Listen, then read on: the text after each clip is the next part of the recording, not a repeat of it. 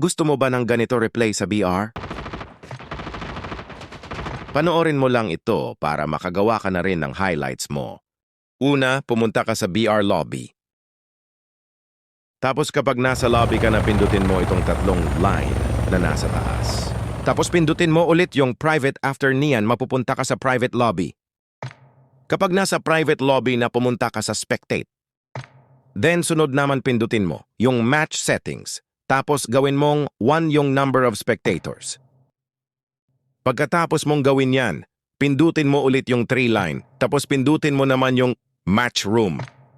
Pagbalik mo sa BR lobby, maglaro ka isang beses. Tapos after mong maglaro, pindutin mo ulit yung 3 line sa taas. Tapos mapupunta mong kaulit sa private lobby. At kapag nasa private lobby na, pindutin mo ulit yung match settings. Tapos pindutin mo yung record.